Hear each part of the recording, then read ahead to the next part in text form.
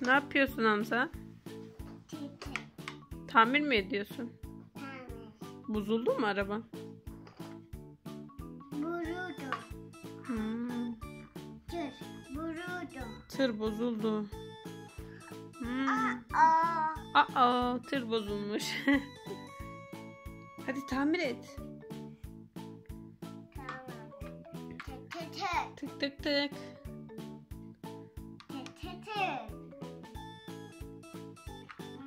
Hadi matkapla da tamir etsene. Hadi. O ne? Elindeki ne? Ne o? Ne o Hamza? Matkap.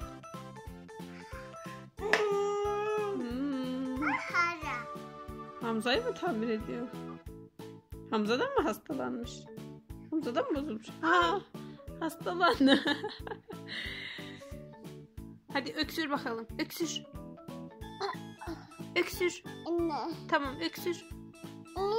İğne mi? İğnemiz yok ama şu anda. Dur tamam şu şakacıktan iğne olsun. Hadi ben sana iğne yapıyorum. İyileştin mi? Onunla mı yapayım? Tamam bununla yapayım. Matkapla iğne yapıyoruz. İyileştin mi?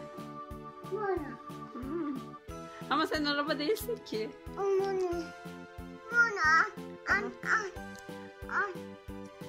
Nereye vurayım bunu?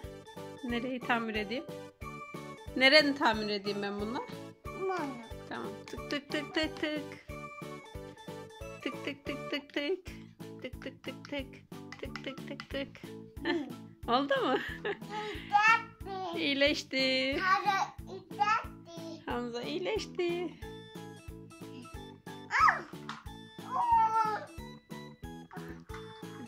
O arabanın adı ne Hamza? O ne? Ne elindeki? Ay. Ne olmuş? Ay arabanın üstüne çıktı. Ay düştü. Gemi. Gemide bakalım gemi. Gemi. Düt. Gemi karada gitmez ki ama.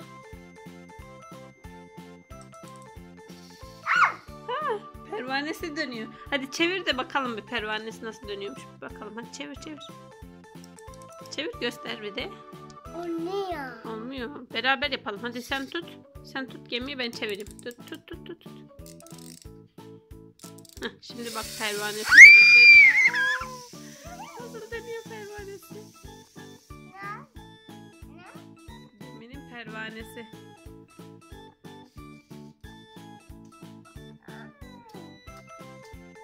Döndü mü?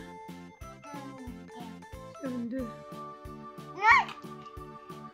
O da mı şimdi arızalandı? Bak hayır öyle olmaz ama.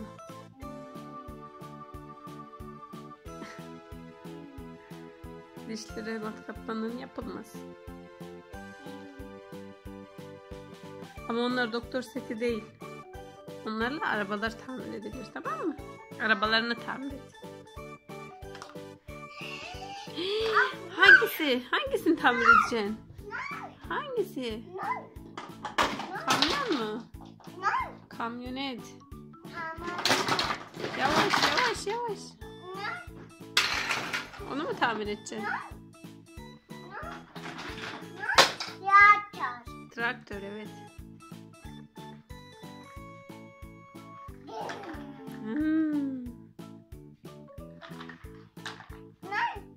O neymiş? O ne? O ne taktın oraya? Traktöre ne taktın sen öyle? Neymiş o? O biraz uzay aracına benziyor Hamza. Füze gibi bir şey. O da şoför olsun. Oturdu.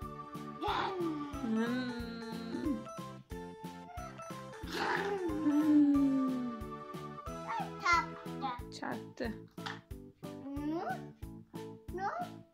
Hangisi? Orada kancası var traktörün. O da tırın tamponu.